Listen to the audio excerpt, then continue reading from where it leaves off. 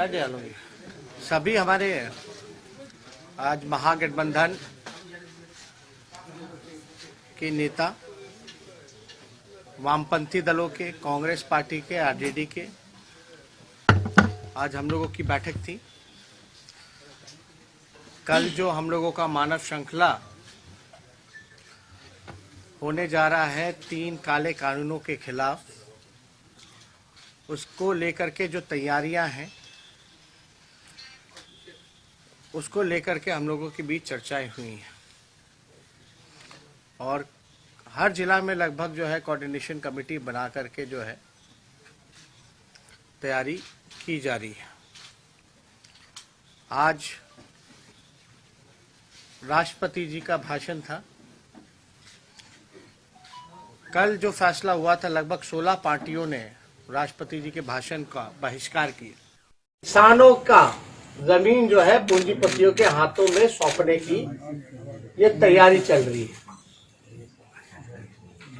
हम लोग बार बार शुरू से ही एक बार हम लोगों ने कहा है कि हम महागठबंधन के लोग, Congress, CPI, CPML, CPM, RJD के लोग मजबूती के साथ किसानों के साथ उनके संघर्ष में हम लोग साथ खड़े हैं। और इसी सिलसिले में हम लोगों ने पहले भी घोषणा किया था कि एपीएमसी कानून जो है उसको बिहार सरकार खत्म करे। जो मंडी व्यवस्था थी, जो बाजार समिति व्यवस्था थी, उसको जो है लागू किया था। हमने कई बार ये भी कहा है, और अगर इतिहास के पन्नों पे अगर जाकर के देखें तो जब राष्ट्रीय जनता दल की सरकार रही तो एमएसपी से भी अधिक दाम में खरीद फसलों की हुई है। नीतीश कुमार जी ने 2006 में जब ये बाजार समिति, मंडी की व्यवस्था जब खत्म की, तब से हमारा किसान जो है किसान से मजदूर बन गया और ये कानून अगर चलता रहेगा तो मजदूर से भिखारी बन जाएगा। हम लोग महागठबंधन के सभी साथी पूछना चाहते हैं बिहार के मुख्यमंत्री नीतीश कुमार जी से कि आप चुप क्यों हैं? कृषि बिल को लेकर के आप मौन क्यों हैं? क्या किसान जो कर रहे हैं वो ठीक कर रहे हैं या गलत कर रहे हैं? क्या ये काला कानून सही है, किसानों के हित में है या नहीं है? क्यों नहीं आप जो है इस पे 2 शब्द भी नहीं बोल रहे? आखिर क्या मजबूरी है, क्या कारण है नीतीश कुमार जी की चुप्पी इस कानून को लेकर के? क्या मजबूरियां हैं? और 2006 से जब से एपीएमसी कानून, उसके बाद से बिहार के किसान लोगों को फायदा हुआ है या नुकसान हुआ है? ये बताना चाहिए लोगों को सामने आकर।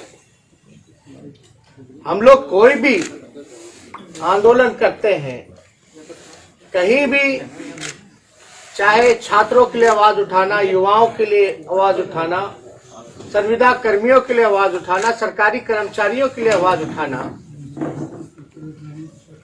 नीतीश कुमार जी लगातार जो है लोकतंत्र का हत्या करने में लगे। केस मुकदमा, जो धरना स्थल है वहां भी नहीं बैठने दिया जाता। आप लोग सब लोगों ने देखा होगा। किसान को लेकर के सबसे बड़ा सवाल है, बिहार में अभी नीतीश कुमार जी जो है डीजल का दाम जो है महंगा करने जा रहा है।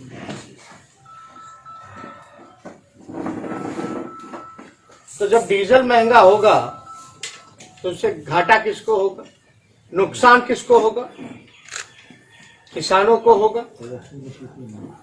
लगातार ऐसे कानून नीतीश कुमार जी जो ला रहे हैं, मान लीजिए जो मौजूदा एनडीए सरकार है, ये तो हमारे देश में नारा था, हम लोग बचपन से बड़े हुए हैं यही नारा सुनते सुनते, जय जवान जय किसान। ये भाजपा के लोग तो जवान और किसान में लड़ाने का काम कर दिया। किनके लिए? फंडदाताओं के लिए। और माफ कीजिएगा, जो जवान हैं वो भी अधिकतर जो है किसान परिवार से ही आते हैं, और जवान भी इस सरकार को लेकर के आक्रोश में हैं। तो हम लोग तो देखिए लगातार जो है किसानों के लिए हम लोग आवाज उठा रहे हैं, लेकिन आपको एक बात समझना पड़ेगा, बिहार में किसानों की स्थिति इतनी दयनीय हो चुकी है कि बाहर पलायन करना पड़ता है, मजदूर बनना पड़ता है। आज भी हम लोग बार बार कहते रहते हैं, अब तक जो है गेहूं का और फसलों का खरीद नहीं हो पाया है, और जो भी बिका है वो भी एमएसपी के रेट पे नहीं बिका है, 700-800 रुपए पे बिक रहा है। कृषि रोड मैप बनाया गया, क्या क्या नहीं बनाएगा, क्या काम कर रहे हैं नीतीश कुमार जी को तो सामने आकर के बताना चाहिए। किसान के बेटे बेरोजगार हैं, अब किसान बेरोजगार हो जाएंगे। और नीतीश कुमार जी का अलग अलग कानून, 50 साल में जो है रिटायरमेंट करा दिया जाएगा। तो सब लोग देखिएगा, इतनी बड़ी समस्या आ रही है हम लोगों के सामने, संकट आ रहा है। इससे हम लोगों को एकजुट होकर के सरकार, मौजूदा सरकार के खिलाफ आवाज उठाने की जरूरत है। कल तो हम लोग मानव श्रृंखला बनाएंगे, लेकिन वो अंत नहीं होगा हमारे संघर्षों का। उसके बाद भी हम लोगों का लगातार कार्यक्रम जो है वो चलता रहेगा, और आगे का कार्यक्रम जब भी होगा वो आप लोगों को जो है हम लोग सूचित करेंगे। लेकिन किसी भी हालत में हम लोग अपने लड़ाई से किसानों का जो हम लोगों ने समर्थन किया उससे हम लोग कभी भी हल्के नहीं पड़ने वाले हैं, ना अपने रास्ते से भटकने वाले हैं। जो रोजगार का इशू है वो सब चीज हम लोग जो है हम लोग समय समय पर बोलते हैं, लेकिन हम लोग चाहेंगे कि हमारे साथ कांग्रेस के नेता भी हैं, वामपंथी दलों के भी नेता हैं। 2-2 मिनट जो है ये अपनी बात को बोल लेना। सभी बात तो हमारे विपक्ष के नेता ने कह दिया है। किसान के साथ हम लोग खड़े हैं। कांग्रेस पार्टी भी आदरणीय राहुल गांधी जी का आप लोग देख रहे होंगे, वो किसानों के साथ शुरू से खड़े हैं। क्योंकि किसान को समझना होगा, केंद्र सरकार को, वो किसान जो है वो आर्थिक रीढ़ होती है इकोनॉमी की। आर्थिक का रीढ़ किसान है, नहीं मोबिलिटी कैसे होगी। तो ये किसानों के साथ हम लोग खड़े हैं। और जो युवकों को, जो हमारे आदरणीय विपक्ष के नेता ने 10 लाख नौकरी युवकों की बात की, भारतीय जनता पार्टी ने 19 लाख नौकरियों की बात की, वो नौकरी का कहाँ है, कहाँ दे रहे हैं युवक, बेरोजगार हो रहे हैं। उसका भी हम लोग पूरा महागठबंधन परिवार सड़क से लेकर सदन तक आंदोलन करेंगे और जनता की अपेक्षाओं पे खरा उतरने का काम करेंगे। अगर ये सरकार काम नहीं करेगी युवकों को रोजगार या किसानों को, और ये डीजल और पेट्रोल में कीमत $51 प्रति बैरल आज क्रूड ऑयल का कीमत है, रेट आप बढ़ाए जा रहे हैं। जबकि यूपीए सरकार में $120 प्रति बैरल था क्रूड ऑयल का, तब रेट इतना नहीं बढ़ा। सरकार सब्सिडी देती थी, केंद्र सरकार। आखिर ये पैसे कहाँ जा रहे हैं? जो हमारे आदरणीय तेजस्वी जी ने बार बार फंडदाता का नाम लिया है, सारे पैसे जनता का, उनको देने का सरकार काम कर रही है। और हम लोग इसको पूरा उजागर जनता के बीच करेंगे और सरकार को अगले लोकसभा में उखाड़ फेंकने का काम करेंगे। हम सब लोग ये अंबानी अडानी परस्त जो काला कानून है उसके खिलाफ जो ऐतिहासिक किसान आंदोलन चल रहा है, उस किसान आंदोलन के पक्ष में हैं। किसानों के आंदोलन को बदनाम करने के लिए प्लांटेड पात्र के जरिए जो बार बार नाटक किया जा रहा है, हिंदुस्तान की जनता उसको समझ रही है, और ऐसे लोगों को कहीं से भी हिंदुस्तान की जनता माफ नहीं करेगी। किसानों का बिजली काटा जा रहा है, पानी काटा जा रहा है, वहां तक रसद नहीं पहुंचाया जा रहा है। ये जो अमानवीय कृत्य सरकार कर रही है, पूरे हिंदुस्तान की जनता इसका मजबूती से मुखालफत करेगी। और 30 जनवरी का गांधी जी के शहादत दिवस के मौके पर जो मानव श्रृंखला है वो बिहार में ऐतिहासिक होगा, और यहाँ से भी एक मजबूत संदेश देश को हम लोग देने का काम करेंगे कि बिहार किसान आंदोलन के साथ है, काले कानून के खिलाफ है। और नीतीश जी की जो सरकार है, मक्का किसानों के सवाल पर, धान क्रय के सवाल पर, गेहूं क्रय के सवाल पर, तिलहन दलहन क्रय के सवाल पर पूरे बिहार के किसानों में भारी आक्रोश है और इसका जवाब नीतीश जी को देना पड़ेगा। और नहीं तो बिहार में भी किसान आंदोलन एक जमीन ग्रहण कर रहा है और आने वाले दिनों में, जैसा कि हमारे प्रतिपक्ष के नेता ने कहा कि आंदोलन की हम लोग इस आंदोलन को और आगे बढ़ाएंगे। हम लोग फिर बैठ करके ऐतिहासिक तौर पर इस आंदोलन को सफल बनाते हुए, ऐतिहासिक मानव श्रृंखला को सफल बनाते हुए आंदोलन को और आगे बढ़ाएंगे। विपक्ष के नेता तेजस्वी जी ने बहुत ही विस्तार से मानव श्रृंखला के बारे में और बिहार की नीतीश सरकार जो किसान विरोधी है, युवा विरोधी है, श्रमिक विरोधी है, उनके कारनामों की विस्तृत चर्चा की। हम आपके माध्यम से बिहार की जनता से यह अपील करेंगे कि कल जो मानव श्रृंखला है वो श्रृंखला पटना से लेकर गांव तक, देहातों तक बनाई जाए, क्योंकि दिल्ली में जो कुछ हुआ है, ये ऐतिहासिक ट्रैक्टर मार्च आयोजित किया गया। ऐतिहासिक ट्रैक्टर मार्च हमारे लिए प्रेरणा भी दे रहा है और शासक वर्ग, सरकार सुनियोजित तरीके से उसे बराबर बदनाम करने की कोशिश कर रही है। क्या क्या नहीं ये लोग बोलते रहते हैं, लेकिन जितना भी बोले, जितनी धमकियां दी जाए, किसान नेताओं को झूठे मुकदमे में फंसाया जाए, उतना ही ज्यादा आंदोलन और ज्यादा विस्तृत होगा, एग्रेसिव होगा। नीतीश कुमार की हम आलोचना करते हैं। बिहार के किसान दरिद्र हो गए। बिहार में खेती से जुड़े हुए नौजवान कृषि मजदूर आज पलायन करने को मजबूर हैं और ये चुप्पी साधे हुए हैं। इतिहास इन्हें माफ नहीं करेगा। 2006 में जो इन्होंने कानून बनाया, ये कानून बिहार के किसानों के लिए बहुत ही खराब कानून है। इसके ऊपर उनको शर्म आनी चाहिए और अपना स्टैंड क्लियर करनी चाहिए। बिहार के किसान आंदोलन के साथ खड़े हैं। कल मानव श्रृंखला को सफल बनाएंगे। आने वाले दिनों में इससे भी बड़ा और जुझारू आंदोलन हम महागठबंधन के सारे दल के लोग मिलकर करने के लिए तैयारी कर रहे हैं। स्वरूप क्या होगा जो मानव श्रृंखला बनेगी? स्वरूप क्या होगा? आप कहाँ रहेंगे? कितने बजे से करेंगे? क्या रोड मैप है पूरा, उसके बारे में बता देंगे। नहीं, हम लोग थोड़े पार्टी ऑफिस में आप बता दिया जाएगा शाम तक। एक आदमी रह गए हमारे मित्रों, महागठबंधन के हमारे नेता ने और पूर्व वक्ताओं ने सारी बातें बता दी है। जोर से बोल दीजिए। ठीक है सर, बोल दीजिए भाई। मैं समझता हूँ इतना काफी है, इससे ज्यादा मैं सिर्फ ये कहना चाहता हूँ, सारी बातें आ चुकी हैं कल के मानव श्रृंखला के संबंध में और किसान आंदोलन का दमन जो हो रहा है उसके संबंध में।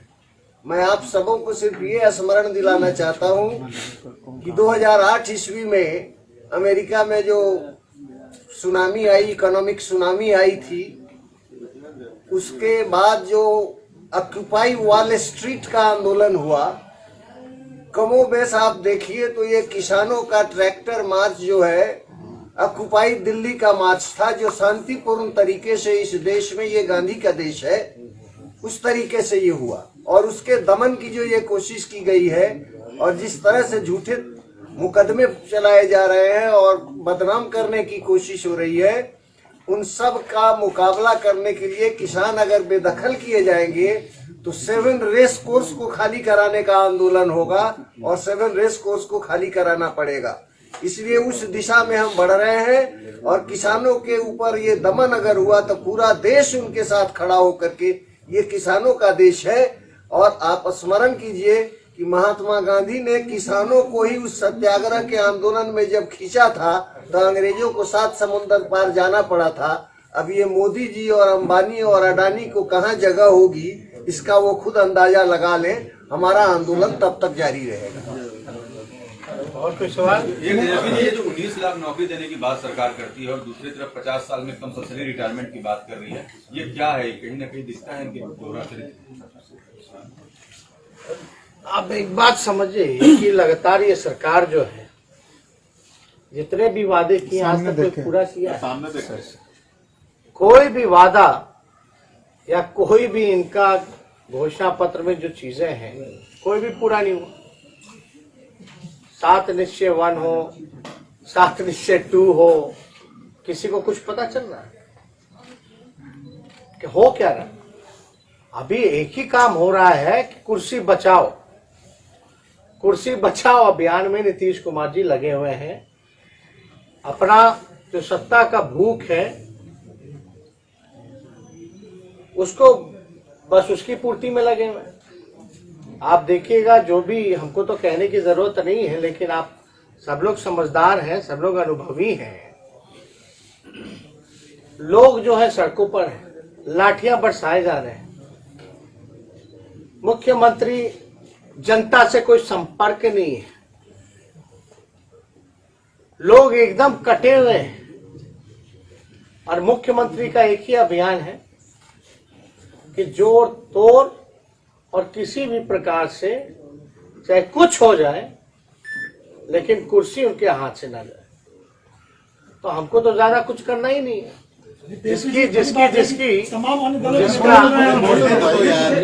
जिसका कोई विचार नहीं, विचारधारा नहीं, जिसकी कोई नीति नहीं, जिसका कोई सिद्धांत नहीं,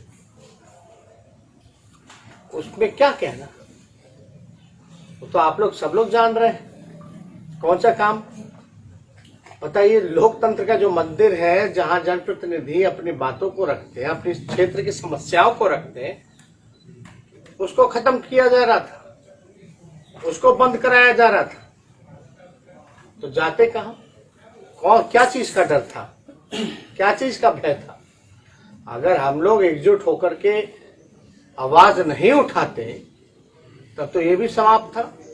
फिर जनता का क्या, उनकी समस्याओं का क्या, कौन सुने?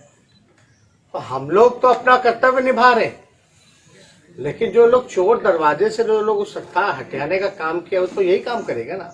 आप बताइए, किसान जो है वो नाराज है, छात्र जो युवा वो नाराज है, सरकारी कर्मचारी नाराज है, संविदा कर्मी नाराज है, शिक्षक नाराज है।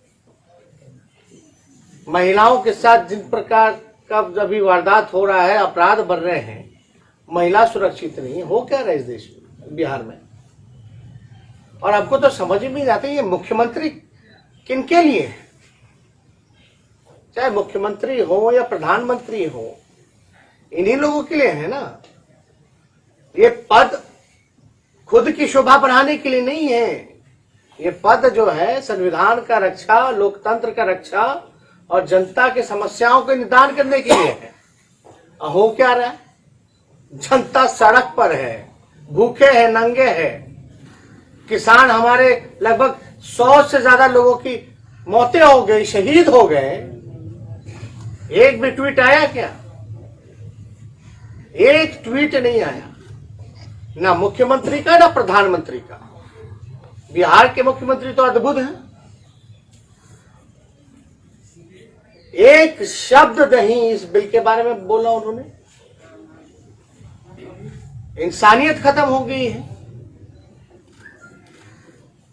हमें तो विश्वास ही नहीं हो रहा कि नीतीश कुमार जी भी समाजवादी नेता थे। कोई विश्वास नहीं कर सकता। गजब का पलटी मारे हैं। इस पे हमको कुछ नहीं कहना। बिहार की जनता और देश की जनता जो है देख रही है कि बिहार की स्थिति क्या है। किसान तबाह है, पुलिस कर्मी तबाह है। कोई खुश है तो बता दे मौजूदा सरकार से। तो हमको नहीं लगता कि ये सरकार में खुद में ही कॉन्फिडेंस है।